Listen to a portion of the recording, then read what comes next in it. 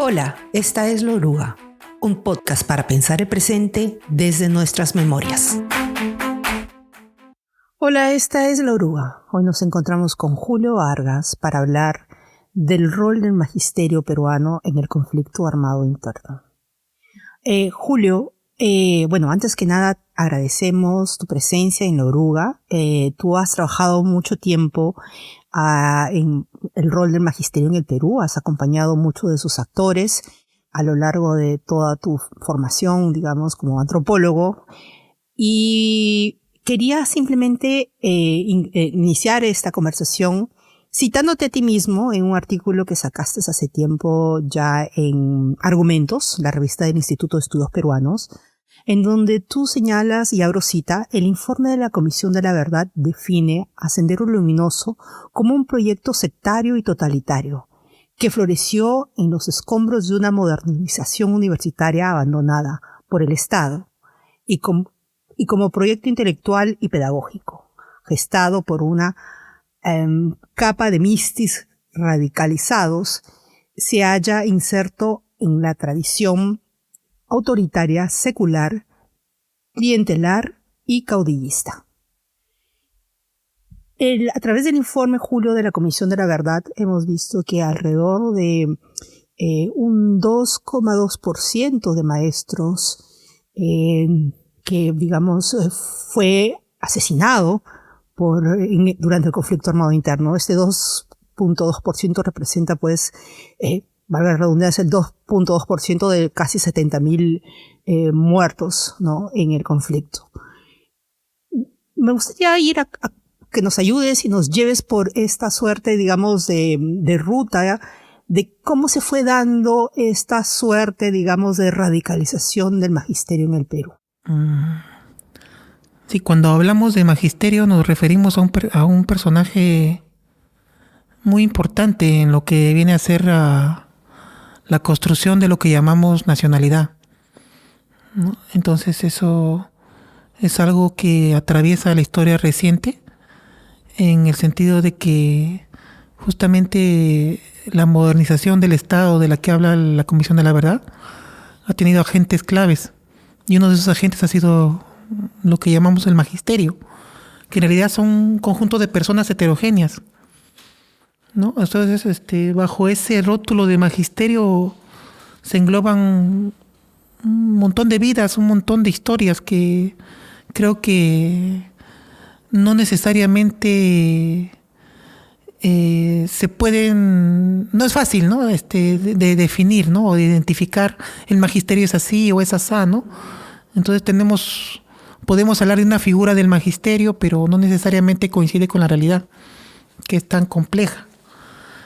Y sin embargo, el estereotipo o la figura más común que se ha manifestado en estos últimos años ha sido justamente la del docente, pues, que no quiere devaluarse, el docente que no quiere, que se resiste, digamos, a las reformas, frente, digamos, a otros docentes que quieren ser emprendedores de alguna forma, ¿no? Quieren hacer proyectos de enseñanza, quieren profesionalizarse, ¿no? Entonces tú te encuentras, vas a una escuela, pues sí, hay profesores que están siguiendo, pues, los lineamientos del ministerio, pero que aparte tienen también sus proyectos, pero no tienen recursos o no encuentran, pues, un espacio para poder desarrollar sus propuestas. Es en ese amplio sector, ese amplio campo de personas donde aparece, pues, esto que llamamos Sendero Luminoso, que es producto de toda una serie de procesos que empiezan desde el siglo XX prácticamente, ¿no?, con este tránsito del preceptor al maestro, ¿no?, que es que se inaugura, digamos, con estas sociedades que empiezan a formarse de maestros, preceptores inicialmente, ¿no? Luego pasan a ser gremios, sindicatos, y finalmente llegamos hasta el año 72 que se forma el SUTEP. Pero, disculpe interrumpirte, Julio, siguiendo un poco esa lógica y esa idea que acabas de digamos, de darnos ahorita a conocer, esta creación del SUTEP en el 72 no implica que anterior a esa fecha ya hubieran, digamos, maestros organizados y haciendo política, ¿no? En el informe de la Comisión de la Verdad se pone como una fecha, digamos, al 85, ¿no? En donde tenemos dentro de las primeras organizaciones magisteriales, ¿no? En donde el APRA tiene un rol importante también, ¿no? Junto al Partido Comunista del Perú, ¿no? Entonces son actores muy presentes en digamos, en un organismo, digamos, que ha hecho política desde mucho más antes, ¿no? Mucho más antes de su formación o, digamos, fecha, digamos, de nacimiento como tal, ¿no? Claro, el SUTEP es la culminación de una serie de procesos que quizás un hito importante sea el año 59, ¿no? Ese año, acá ya tengo algunos apuntes de otro artículo que he escrito, donde ya hago como una crónica en base a las crónicas que los mismos docentes, los dirigentes, ¿no? Escriben, donde tú ves que hay divisiones, hay, digamos, opciones, ¿no? Entre un plano más radical, si se quiere, y un plano más moderado, pero que todos apuntan pues a plantear la unificación, la necesaria unificación del magisterio. Entonces esto requiere entender un poquito cómo era la situación antes del 72, que también lo trabaja el informe, ¿no? El informe, si no me equivoco, esa parte lo trabajó probablemente Iván Hinojosa, que ya venía de hacer un trabajo previo cuando hablaba de los docentes como los parientes pobres de la izquierda, de la nueva izquierda. Entonces lo que yo creo que valdría la pena considerar es, claro, para entender este proceso de radicalización hay que tener un poquito claro algunos hitos. El 59, ¿por qué es importante? Primero, por la Revolución Cubana, que hace que se sienta, digamos, entre estos estudiantes universitarios que van a formarse como profesores, que la revolución estaba cerca, que era una realidad muy cercana. También en el 59 se reapertura la Universidad San Cristóbal de Huamanga. Es un dato importante porque en ese espacio es que van a formarse una serie de condiciones que conllevan al surgimiento de Sendero Luminoso, como lo trabaja extensamente Carlos Iván, en base también a una tesis de Aracelio Castillo, me parece. Y también es importante porque el año 59 se forma la Federación Nacional de Educadores del Perú. Ese es el antecedente del SUTEP.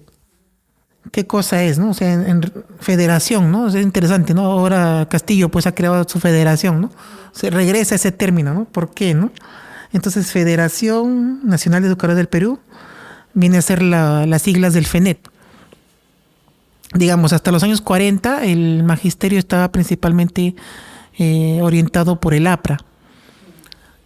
Surgen los partidos comunistas y empiezan a disputarle la hegemonía de los sindicatos y de los organismos de base popular.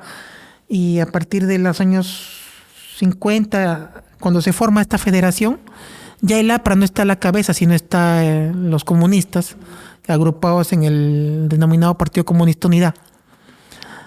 También es un proceso que lo desarrolla pues no solamente la Comisión de la Verdad, sino también varios dirigentes que participaron en ese proceso. O sea, hay escritos, hay testimonios. Es interesante porque el docente mismo ha hecho su historia, ¿no? El dirigente ha hecho una historia y hay también documentación. Entonces, cuando el año 59 lo pongo como un hito interesante porque 10 años después va a ocurrir en Ayacucho la lucha por la gratuidad de la enseñanza, ¿no? Como en 10 años se van a dar una serie de tensiones dentro del magisterio, ya no solamente contra el APRA, sino dentro de los comunistas empiezan a haber divisiones. Es interesante, por ejemplo, cuando, digamos, dentro del Partido Comunista, de los que participan en el Partido Comunista, hay en ese intervalo entre el 59 y el 69, se da una conferencia nacional del Partido Comunista, que es la quinta conferencia. Ahí estaba el abogado Saturnino Paredes liderando, y es el que establece que la estrategia que va a seguir, la línea a seguir va a ser el clasismo, y principalmente se va a apuntar hacia la guerra campesina. Entonces, como probablemente sepan, bueno, más los que han investigado a Sendero Luminoso, Saturnino Paredes va a tener una disputa con Abimael Guzmán. ¿Por qué? Porque Abimael Guzmán sentía de que él era solamente un discurso, que no iba a la práctica, ¿no? Entonces esa guerra campesina para Saturnino Paredes tenía que ser con cuadros proletarios, o sea, tenía que ser dirigida por obreros. Entonces, ¿qué tenemos en los años 60? Entre los 60 y los 70 tenemos más bien la formación de lo que la comisión denomina mistis radicalizados. Tenemos a jóvenes provincianos que empiezan a ingresar al sistema universitario, empiezan principalmente a formarse en estas carreras de educación y empiezan de alguna forma, entre comillas, a adoctrinarse en lo que es el marxismo-leninismo a través de estos manuales de los que denomina Carlos Iván, ¿no?, la Vulgata marxista. Entonces, seguramente en esos momentos se produce esta radicalización, tanto por un lado sindical, o sea, que viene a definirse desde la posición de clase como clasista, pero por otro lado también partidaria, o sea, dentro del Partido Comunista empiezan a haber facciones, unas que dicen vamos a la lucha armada y otras que dicen vamos a la lucha política. Entonces eso se expresa en sus documentos. Por ejemplo, te mencioné la quinta conferencia, pero para cuando ocurre la séptima conferencia, ya Saturnino Paredes ha sido desplazado, digamos, del centro, y va a ocupar ese centro, ese liderazgo Patria Roja. Y Patria Roja, ¿qué es lo que dice? Dice ya hay que hacer una alianza obrero-campesina con apoyo de la burguesía. Entonces, ¿qué es la burguesía? La clase media baja y digamos los maestros, ¿no?, que son los sindicatos de maestros, los estudiantes y sindicatos mineros. Entonces ya vemos que hay una suerte de reconfiguración dentro de este campo, digamos, minoritario siempre, del radicalismo dentro del magisterio, pero que ya apuntaba a poder dotar al magisterio de esto que denominan la unidad, ¿no?, de esta necesidad de unificar los sindicatos en un solo sindicato. ¿Por qué? Porque, digamos, cuando te estoy hablando del proceso histórico de los años 40 para adelante, había magisterios, digamos, por niveles, ¿no? Entonces se quería unificar para que sea más contundente, pues, las protestas. Y cuando se llega al año 72, previo al año 72 ocurre una serie de eventos, pues tenemos desde el tomas de tierras hasta el gobierno revolucionario de Fuerzas Armadas. Y en ese interín pues ocurre esta masacre de estudiantes en Ayacucho y Huanta. ¿Por qué es importante? Porque de alguna forma va a ser un hito dentro del magisterio, principalmente de las regiones. No tanto del magisterio que se llega a formar con Patria Roja, del SUTEP, digamos, oficial, pero sí va a ser importante para este magisterio que se empieza a formar como clasista, que se define desde una línea sindical clasista. Y es bien interesante, o sea, cuando uno revisa por los documentos o escucha los testimonios de los dirigentes, ellos te vienen a decir de alguna forma que quien orientó, quien guió finalmente la unificación fue el clasismo. O sea, el SUTE se fundó como clasista. Había influencia del clasismo. En este caso venía desde el partido Bandera Roja, que como sabes se cinde en Patria Roja y en Sendero Luminoso. Entonces, los dirigentes afines a esa orientación van a ser los que conduzcan que el SUTEP se denomine como sindicato único y que su lema sea por la unidad por la línea sindical clasista. Y además definen el emblema, que si usted te fijas es un emblema que combina elementos andinos, incaicos, con elementos, digamos, progresistas, ¿no? De una combinación como que pasado y futuro, ¿no? Y en el centro un libro. Entonces, y además encima una antorcha encendida. Entonces es bastante interesante el símbolo del SUTEP. Como el mito de Prometeo. Y lo más interesante, bueno, lo que yo... Es el progreso, sí. Claro, es el progreso, ¿no?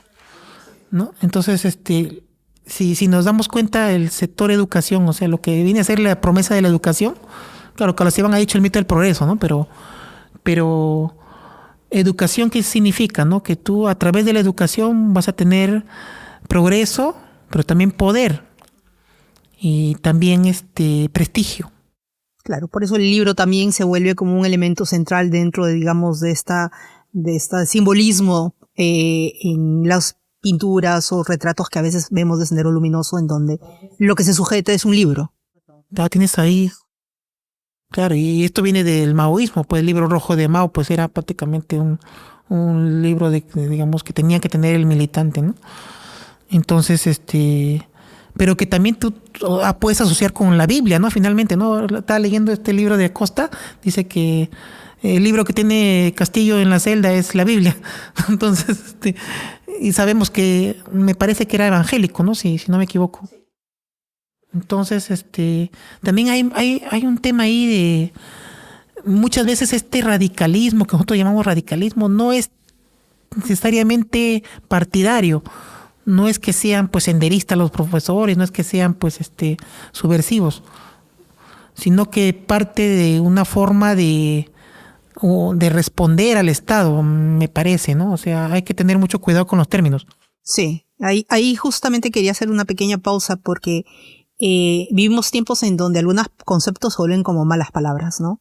Y entonces este radicalismo me parece muy interesante que hagas esta precisión, ¿no? Porque también es una respuesta a condiciones laborales, o digamos, o cómo está siendo visto o tratado el docente hoy en día, ¿no? Justamente tú hablabas de esta pluralidad, es un universo de personas con posturas políticas diversas, ¿no? Y con demandas diversas también, ¿no? Entonces,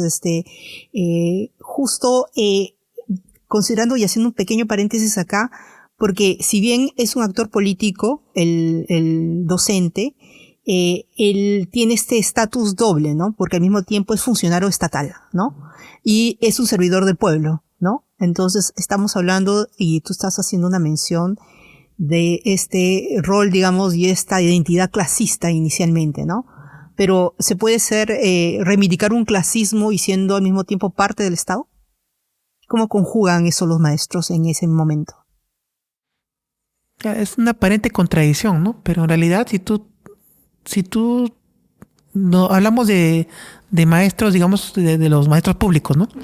De los profesores, digamos, que en su mayoría son asalariados del Estado.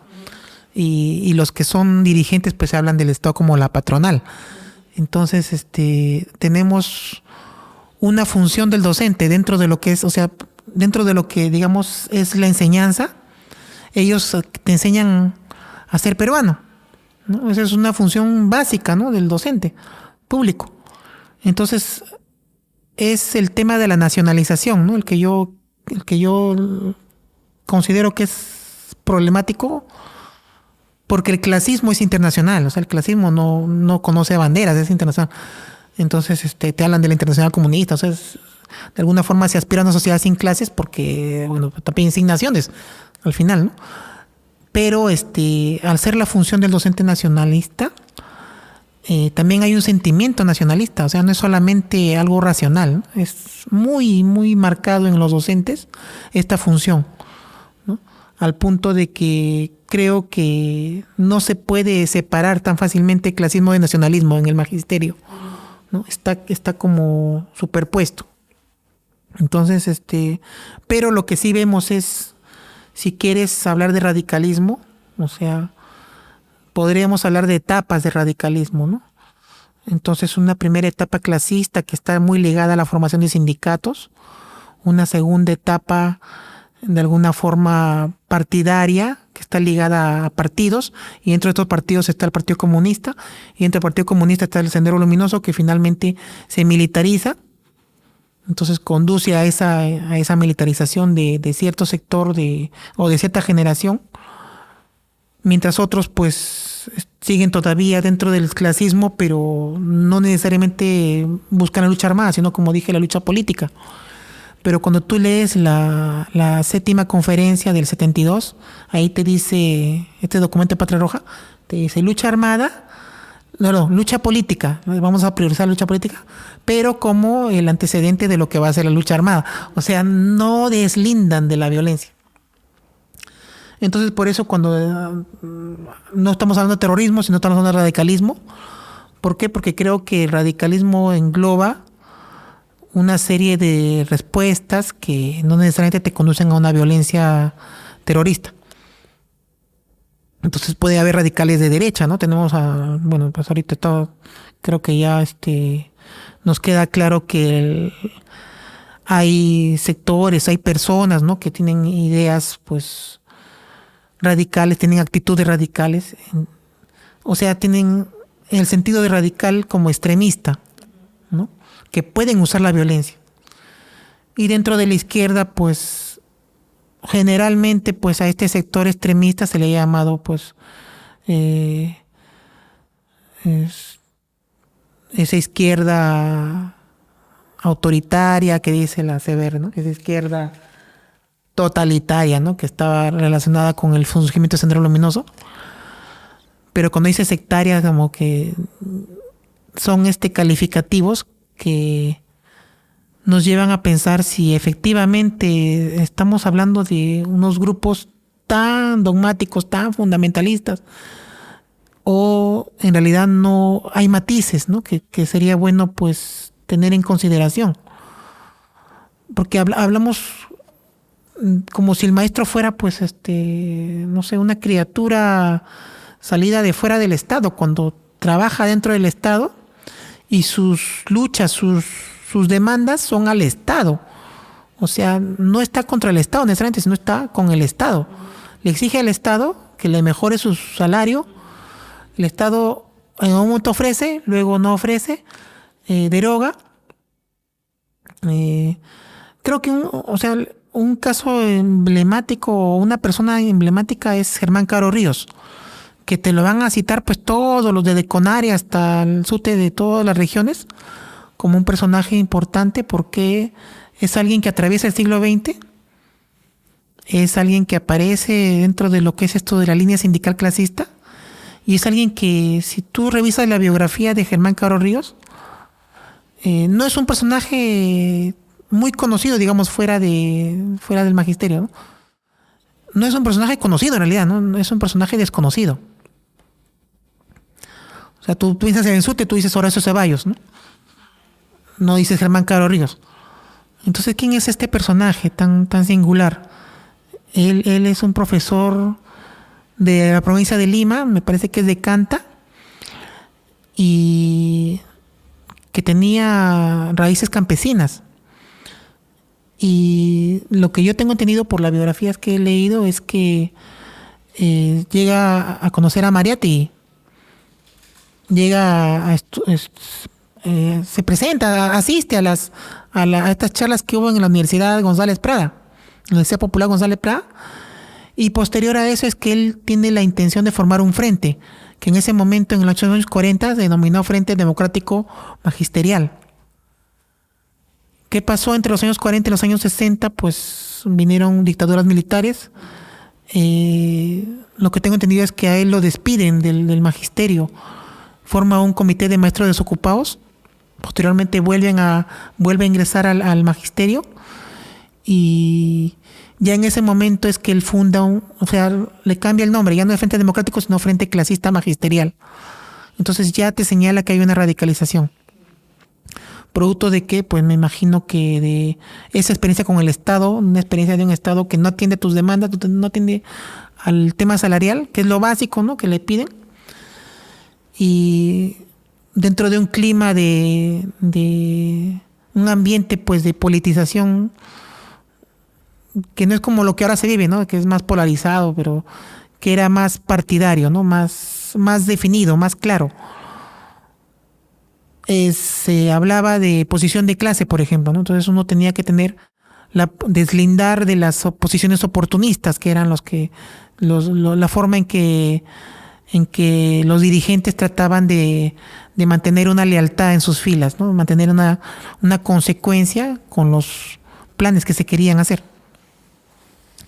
Entonces, lo que yo tengo entendido es que el lema del sindicato, cuando se forma el SUTET, el lema de la unidad sindical clasista, de la línea sindical, y el logo del SUTET son obra de este señor, ¿no? Entonces es algo que él fallece en 71, un año antes, entonces no llega a ver eso, pero eso quienes lo llevan al Congreso de Unificación, los clasistas. Y dentro de los clasistas también se forman dos alas. Entonces, por ahí surge pues una figura, digamos, lo que decía Carlos Iván, la enana roja, ¿no? Surge pues Sendero Luminoso, como un grupo de personas que se radicalizan y que nadie le creía que podrían hacer algo. Y no es que Abimael fuera profesor, no es que fuera estudiante de educación que se radicaliza. Él era abogado, hasta donde recuerdo, ¿no? Pero en sus memorias, si tú lees la memoria de Némesis, él dice, desde pequeño yo tenía la ilusión de ser algo así como un general, ¿no? Él admiraba a Stalin, entonces algo así como que quería una guerra. Y pues se encuentra el campo, en estos discursos a él pues de alguna forma pues encuentra una forma de capitalizar ese radicalismo que estaba en potencia y pues lo convierte en un arma para sus fines. Disculpe interrumpirte acá porque cuando estamos hablando de digamos, el radicalismo, el Estado en su momento, cuando hablo de este hito que mencionas de la matanza de Huanta en el 69, también hay una respuesta brutal por parte del Estado, ¿no? Porque al final hay muertos en esta fecha, ¿no? Unas fuentes señalan que son 20 y otros dicen que no, que el número es mucho mayor, que pueden ser hasta 100, ¿no? Entonces, más allá de la cantidad de personas muertas, es un gobierno que también responde de una manera, se podría decir, radical. Encontramos, ¿no?, de que ambos lados hacen uso de la violencia, ¿no? Y la legitiman en sus razones. Sí, pero hay que tener cuidado ahí porque no es que fueran dos bandos ahí, que fue el pueblo contra un gobierno revolucionario de las Fuerzas Armadas que se le viene encima. ¿Por qué razón, no? O sea, cuando tú lees las actas del Consejo de Ministros que están en la Católica, tú ves ahí que había toda uno de los temas era la lucha contra el comunismo.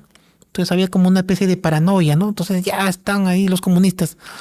Entonces, ¿qué pasa? El año 69, el gobierno decreta una ley que es la 006, por la cual se recorta el derecho a la gratuidad. Entonces se dice que los estudiantes que van a desaprobar algunos cursos van a empezar a pagar, ¿no?, de secundaria. Entonces se genera un rechazo nacional.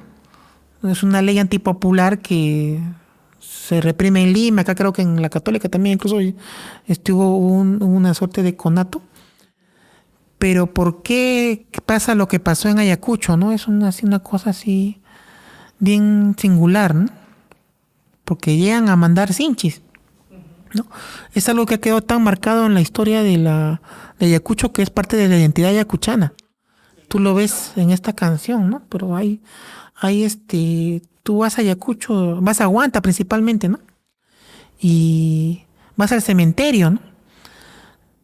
Yo he tenido la ocasión de ir algunos años a las romerías y siempre hay un recuerdo que está vivo, ¿no? Hay todavía familiares que van a dejar flores y saben que no han tenido justicia y saben que, bueno, pues ese gobierno de las Fuerzas Armadas pues estuvo pues con un sector de la izquierda que estuvo trabajando con ellos, ¿no? Y eso es también lo paradójico, ¿no? ¿No? O sea, esa izquierda que en ese momento pues predicaba un cambio radical, vio que el gobierno podía darlo, pero también se hizo para atrás cuando ejerció una violencia que era colonial, ¿no? ¿Por qué? Porque toda esta gente del CAEN, que es de donde sale Velasco, estaban adoctrinados siguiendo la guerra de Argelia, siguiendo la doctrina militar. Creo que Toche de repente ha hablado de esto, siguiendo la doctrina francesa y la doctrina estadounidense. Entonces seguramente esa ha sido su reacción de ellos como algo natural. Vemos el enemigo en casa, hay que exterminarlo. Y es una respuesta excesiva. Y lo interesante o sea, la memoria que hay de esto dentro del magisterio tampoco es igual. Para Patria Roja pues no aparece dentro de sus memorias. Incluso el año 72, que digamos que fue la unificación, los clasistas que tenían sus bases en Canta, en Ayacucho, en Huancavelica, en Apurímac, perdón, y en Lima, querían que se denomine Mártires de Ayacucho y Huanta, ¿no? Porque fue años, o sea, hace 3 años. Pero al final se impone Mártires de Puno. ¿Por qué? Porque en Puno había ocurrido pues que una visita de la esposa de Velasco y hubo un rechazo, generó 3 muertos, entonces, pero eran muertos pues de Patria Roja. Entonces, me imagino, ¿no? Porque al final no es denominado como Mártires de Ayacucho y Huanta ese congreso. Entonces, esas memorias del magisterio en torno a esos sucesos violentos van a estar fragmentadas, no va a ser una única memoria. Y creo que el hecho de que el SUTE, digamos, el SUTE que conocemos, el que controla la derrama magisterial, el que controla de alguna forma mayores recursos económicos, es un SUTE que ha liderado huelgas, que ha tenido también sus hitos históricos, que es importante, que ya ha cumplido 50 años ya de fundación, pero que sin embargo está en confrontación, se mantiene una confrontación permanente con estos otros agrupaciones de docentes que podemos decir que son provincianos entre comillas o que son regionales y que de alguna forma no se identifican con este sindicato, ¿no? Ahora es interesante porque tú mencionas estas disputas internas, ¿no? Estas luchas internas políticas, pero al mismo tiempo también luchas por la memoria, porque cada uno, digamos, reconoce y le da valor a un hito determinado según también lo que recuerde o los énfasis que le ponga, ¿no? Y allí también me parece interesante rescatar de que hacia afuera, o sea, eso es todo interno, ¿no? Y es muy interesante porque de alguna manera es también la historia de la izquierda en el Perú, ¿no? Esas disputas, esas decisiones, esas fragmentaciones, ¿no? Va muy de la mano, digamos, con todo lo que sucede al interno en el SUTEP. Pero lo que hacia afuera, cómo se le ve, digamos, es esto de ver el estigma del docente como enemigo casi siempre, ¿no? O sea, esto de, ¿en qué momento tú crees que se dio este giro de ver al docente como el terrorista, de alguna manera? Y que parece algo que es, digamos, por un sector de la política, una cosa, digamos, muy unánime, ¿no? Claro. O sea, ahí se puede ensayar una hipótesis que yo puedo estar equivocado, ¿no? Pero yo pienso que para el Estado, o sea, lo que conocemos como Estado, o sea, entre comillas Estado, que en realidad no sabemos qué cosa es, pero es lo que controla de alguna forma la vida de mucha gente. Este Estado, cuando ha intentado nacionalizar a la población, ¿no?, que está bajo el territorio que llamamos Perú, lo ha hecho a través de los docentes y a través de los militares. Entonces tenemos ahí dos actores claves y cada uno a su manera pues tiene sus formas de entender la nacionalidad, el nacionalismo y la ciudadanía. Pero en el caso de los maestros, al estar su historia ligada con este sindicalismo clasista, hace que sea o sea, que se termine llegando a una lógica confrontacional. O sea, saben de que si buscan consenso, van a ser calificados de amarillos o de oportunistas o de traidores. Y saben que tienen que llevar al maximalismo su demanda porque saben de que si piden poco, no les dan nada. Si piden mucho, de repente les dan algo, ¿no? Algo así creo que funciona, ¿no? La lógica. Entonces, el gran problema que tenemos es que el Estado, en ese lapso que has visto que ha habido dictaduras, ha habido democracias frágiles, en ese lapso pues percibe a la escuela como un espacio en peligro, ¿no? Piensan, cualquier rato nos van a cuestionar, nos van a criticar. O sea, es como que fuera un campo de batalla. Es que lo es, ¿no? De alguna manera, las aulas y todo el tema relacionado a los textos escolares, ¿no? Las idas y vueltas de cómo debe llamarse el periodo de la violencia, ¿no? El conflicto armado interno no es conflicto armado interno, es terrorismo. Y todas las leyes de apología al terrorismo que hay ahora y que se hace complicado dictar y hablar sobre el tema en el aula. Sí, y hace poco, ahorita ha salido un proyecto de ley que dice que ponen el mismo saco violadores con docentes que incitan a los alumnos a salir a protestar. No sé qué, o sea, lo he visto ahorita hace poquito en el Facebook del FENATE. Entonces, ¿qué te quiere decir esto? Que el docente siempre va a ser un sospechoso de terrorista, ¿no? Agamben decía, todos vamos a ser terroristas en el futuro, pero el docente ya tiene un siglo que está siendo visto como un personaje, pues, si no lo es, puede serlo, ¿no? O sea, es como latente, ¿no? No sé, hace poco escuché que un general, bueno, alguien de acá de las Fuerzas Armadas decía que lo tienen en el ADN, o sea, no recuerdo quién fue. Sí, es esa violencia hereditaria y hace parte, digamos, del ser docente, ser violento, ¿no? Entonces hay una lógica bien perversa. ¿No? Pero, ajá.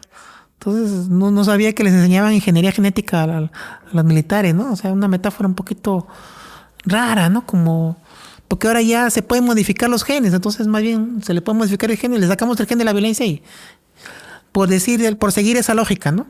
Pero lo que en realidad quiere decir es, tenemos que tener el control, ¿no? Tenemos que tener el control. La escuela va a servir para que sean peruanos. Entonces, ¿qué pasa cuando un docente ya está dándoles una lectura equivocada de la historia o está dándoles una visión crítica? Entonces, ¿qué pasa a ser ese docente? Pasa a ser un sospechoso de terrorismo. ¿Y cómo sientes tú, como para ir finalizando, Julio, porque hubo un presidente que era un profesor provinciano, ¿no? ¿Cómo impacta eso? Porque finalmente ha terminado como ha terminado, está preso, como también todos los últimos presidentes de nuestra república. ¿Cómo lo ves? Sí, es que mira, ahí justo te estaba hablando de las fases de la radicalización, ¿no? Entonces tenemos una fase clasista, sindicalista, una fase partidaria que incluso llega a militarizarse y una fase que de repente podemos llamar antipolítica, que es de la de los 90, ¿no? Que es de nuestra generación, ¿no? Que no desconfiamos pues de la democracia, desconfiamos de los partidos, del mismo Estado, porque estamos dentro de lo que podríamos denominar pues una carencia de sentido. Ahora pues no sé, estas generaciones nuevas, no sé cuál sea lo que los defina, pero tal vez sea hasta peor, ¿no? Menos raíces, más consumismo, y Castillo de alguna forma sabemos que él ha sido militante de Perú Posible. O sea, me parece que no es que renuncia, sino que Perú Posible simplemente desaparece como partido. Después sabemos que él también ha sido rondero, ha sido, bueno, como parte de su rol como comunero, ¿no?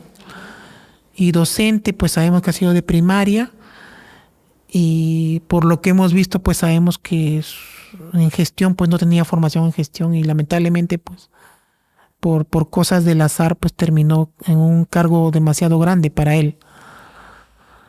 Entonces, sin embargo, representó pues una expectativa, o canalizó de alguna forma, para un sector de la población, un sector mayoritario, pues ha sido pues como la oportunidad de que se dé un cambio. Entonces ahí nuevamente vamos al radicalismo. ¿Qué es el radicalismo? ¿Es extremismo? Puede ser, pero también podemos verlo como un deseo de cambio, ¿no? Que en la izquierda pues se expresó, digamos, en formas militarizadas, en formas radicales, pero que también puede ser un pedido de reformas radicales.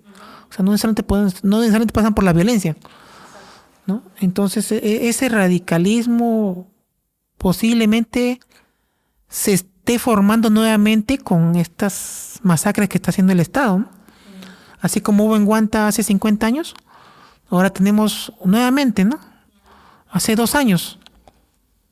Lo hemos vivido recién, lo hemos visto, ¿no? Entonces, ahora ya no es que sean rumores, que puede ser 100, lo estamos viendo, está registrado.